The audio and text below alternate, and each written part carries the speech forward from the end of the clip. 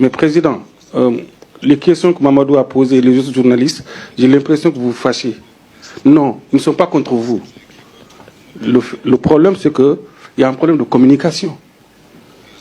Le fait d'amener la Coupe d'Afrique de 2 ans à 4 ans, vous l'avez dit simplement en conférence de presse. C'est genre de décision historique, culturelle. Vous devez travailler ça en amont, envoyer des courriers ou appeler la presse pour avoir plus de temps d'explication. On a un problème d'explication. Il n'y a pas de communication entre la CAF et les journalistes. On ne viendra pas tous les 2 ans déverser tout ce que vous allez dire. On ne connaît pas votre programme. Qu'est-ce que vous allez faire dans 2 ans, dans 3 ans? Parce que cette Coupe d'Afrique des Nations, la Ligue des Nations de 54 pays, personne ne comprend. Si quelqu'un dans la salle dit qu'il a compris quelque chose, c'est qu'on l'a mal expliqué comme au Cameroun. Les amis, bonjour. J'espère que vous allez bien ce dimanche matin, jour de finale de la CAN.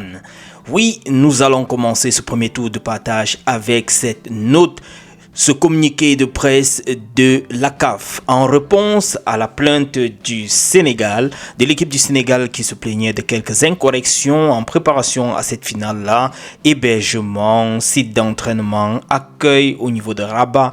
Bref, la Confédération africaine a essayé de réaffirmer son engagement après le principe, envers autant pour moi le principe d'équité, de transparence et de stricte conformité à ces règles.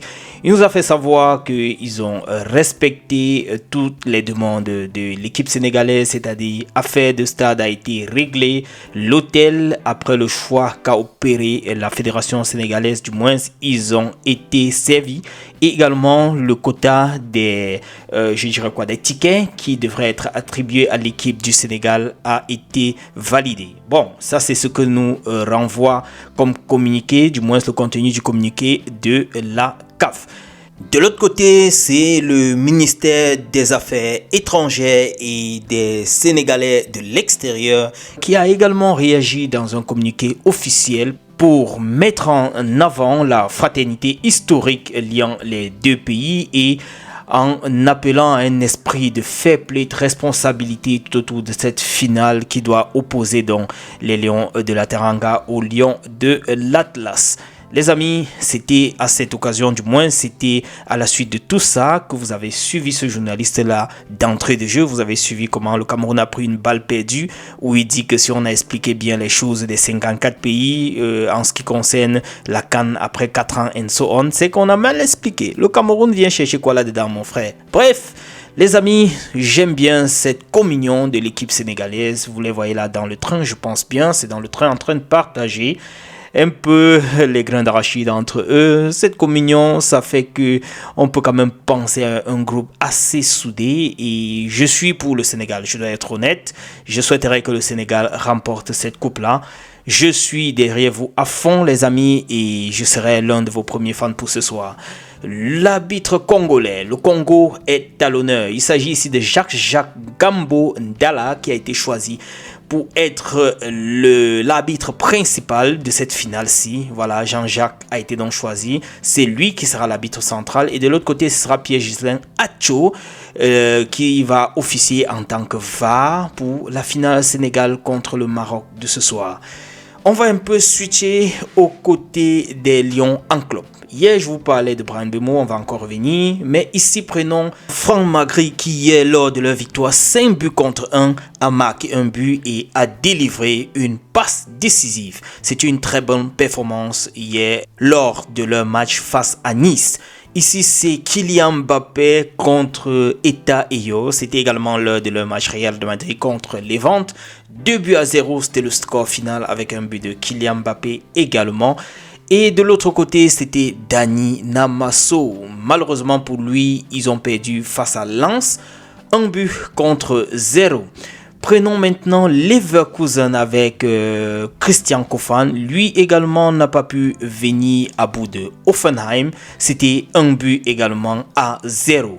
Voilà, je vous ai parlé de Bryan Mbeumo. Bryan Mbeumo qui, après son retour de la CAN, a franchement mis les petits plats dans les grands. Il a fait un très beau match. Vous avez vu le but que j'ai eu à partager déjà hier. Là, je vous montre un peu une petite célébration avec son ami et frère Amad. C'était dans les vestiaires à la fin de ce match-là. Je ne savais pas que Mbeumo pouvait danser. Mince, Le gars est en train de passer les coups de rein, la magie seulement. Bon, n'ayant pas les droits d'auteur, je ne pouvais pas vous laisser écouter la musique sur laquelle ils étaient en train de danser. Mais je vous propose aussi quelque chose avec l'intelligence artificielle où Brian Bemo est en train de se détendre un tout petit peu.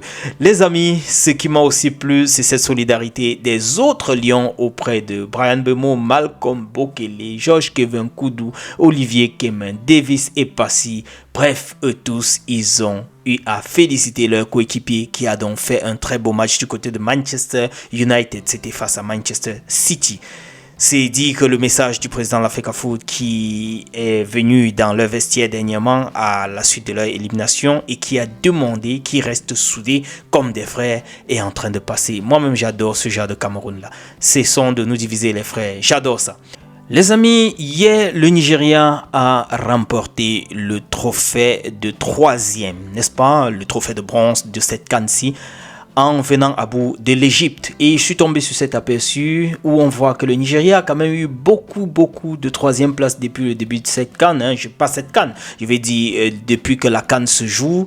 Et nous voyons que le Cameroun n'est qu'à sa 2e fois. Le Cameroun a eu en 1972 et aussi en 2021 au Cameroun lorsqu'on avait organisé, on a terminé 3e.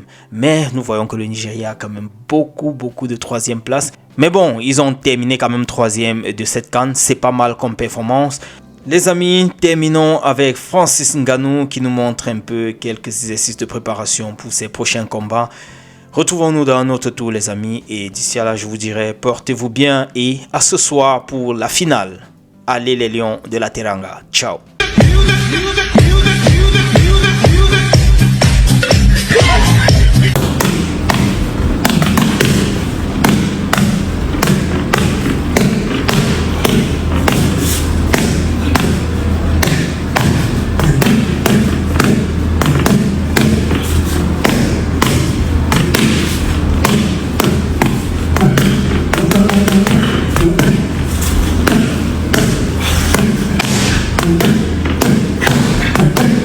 Mais Président, les questions que Mamadou a posées, les autres journalistes, j'ai l'impression que vous vous fâchez.